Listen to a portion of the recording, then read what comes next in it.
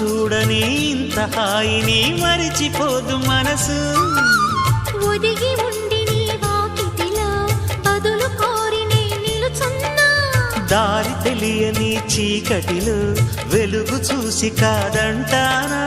ఊరించి ఇది ఏ మాసం?